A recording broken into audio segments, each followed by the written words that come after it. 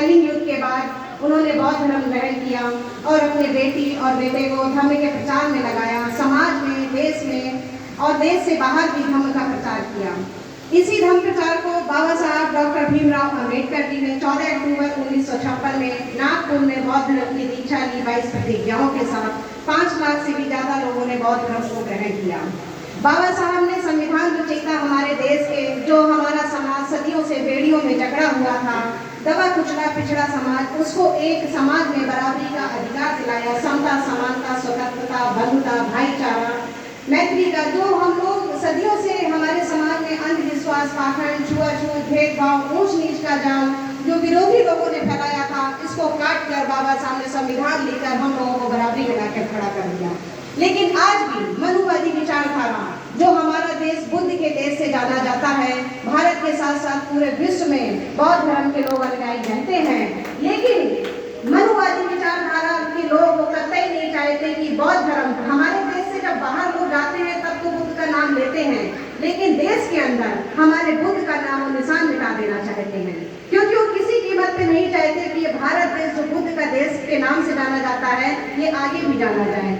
वो कुछ काल्पनिक लोगों को लाए और उस पर आगे अपना कर रहे हैं काम, लेकिन जहाँ भी खोदा गया, जो सम्राट अशोक के शासनकाल में 84 लाख स्तूप, विहार, मठ, ये जो भी आप खुदाई भी निकलते हैं, इसका जीता जागता उदाहरण है महाबोधि स्तूप, सारनाथ का स्तूप। और मैं अपने समाज से कहना चाहूंगी, जो हमारे समाज के, जो बहुजन समाज के जो जागरूक हैं वो तो काम कर रहे हैं, जो नहीं भी हैं तो अपने घर में एक बाबा साहब की मूर्ति और भगवान बुद्ध की मूर्ति, बहुजन समाज के महापुरुषों की मूर्तियों को जरूर रखें, क्योंकि जब कभी दोबारा इतिहास लिखा जाए तो फिर से जब कभी खुदाई हो तो हर घर में बाबा साहब और भगवान बुद्ध की मूर्तियां मिलेंगी। और इसी को कंटिन्यू बाबा साहब का नाम अमर रखा मानवर काशीराम साहब ने।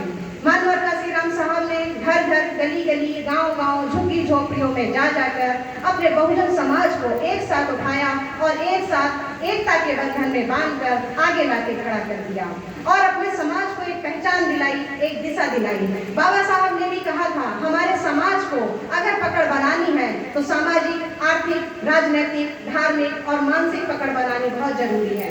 यदि हम लोग 4 चीजों में चूक भी जाएं तो मानसिक कमजोरी कभी ना आने दें, क्योंकि मानसिक रूप से यदि हम मजबूत रहेंगे तो हम लोग बड़ी से बड़ी जंग जीत सकते हैं। अन्याय के खिलाफ आवाज उठाते रहे। जैसे अभी हमारे 1 साल लोगों ने कहा था कि युवा काम नहीं कर रहे हैं, युवा भी काम कर रहे हैं तन मन धन से, मन वचन कर्म से।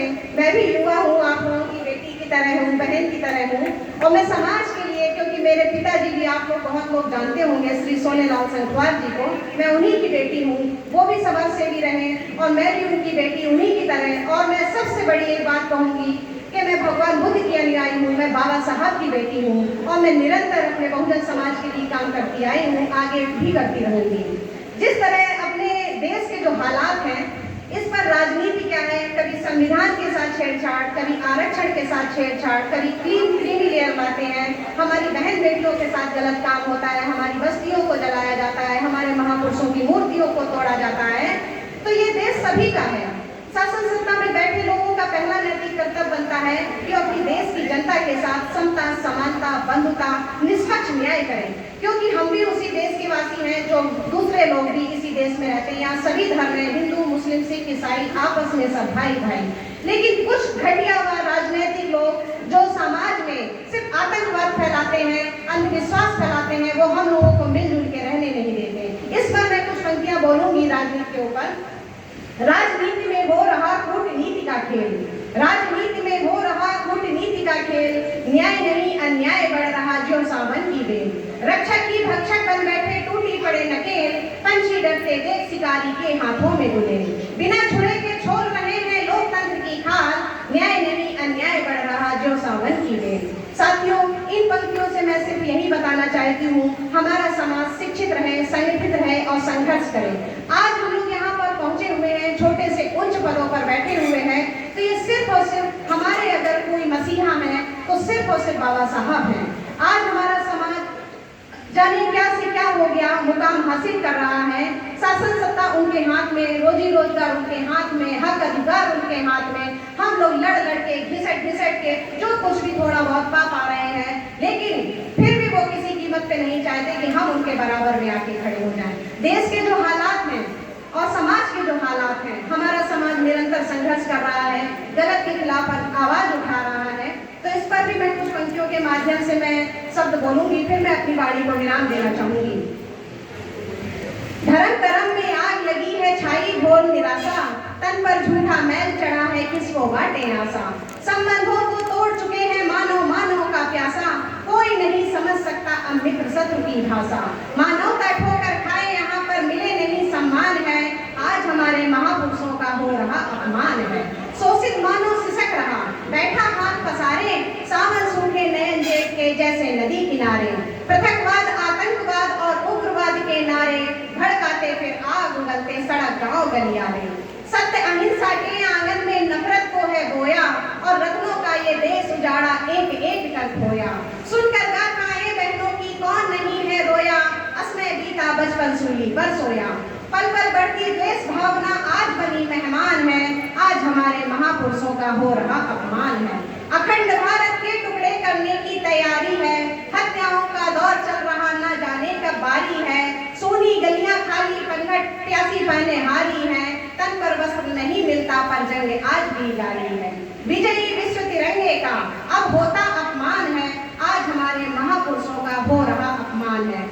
अपने देश में अपने समाज में आप लोग देख ही रहे हैं, बाबा साहब की मूर्तियों के साथ आए दिन छेड़छाड़ किया जाता है, भगवान बुद्ध की मूर्तियों के साथ छेड़छाड़ किया जाता है। तो मैं अपने समाज से बस हाथ जोड़ के यही निवेदन करना चाहूंगी कि यदि हमारे महापुरुषों की विचारधारा जिंदा रहेगी, हमारे महापुरुष जिंदा रहेंगे दिल और दिमाग में, तभी हम और आप लोग सेफ रह सकते हैं इस देश में। क्योंकि हम अपने बाबा साहब की और भगवान बुद्ध की और बहुजन महापुरुषों के संतानें हैं, क्योंकि उनके कर्मा को बढ़ाने का काम हम और आप लोग ही कर रहे हैं। और फंदेरी लोग जो धम्म का काम कर रहे हैं, हम चाहते हैं हमारे समाज के ज्यादा से ज्यादा लोग भंतेजी जी लोगों से जुड़े, अपने घरों में बुलाएं, दान करें, क्योंकि भंतेजी लोगों की कोई तनख्वाह या पेंशन नहीं होती है, वो हम उपासक लोगों से ही भंतेजी लोगों की भी जीविका चलती है।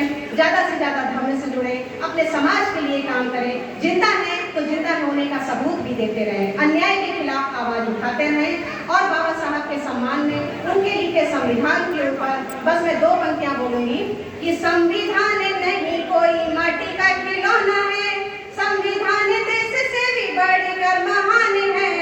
मंदिरों की शोभा जैसे हो भाग्यवान से, देशवासियों के लिए ढाल और कृपाण है।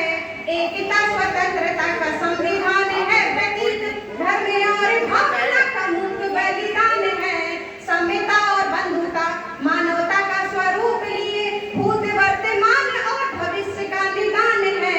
इन्हीं पंक्तियों के साथ अब मैं अपनी वाणी को विराम देना चाहूंगी। जाने से पहले एक साथ एक आवाज में तथागत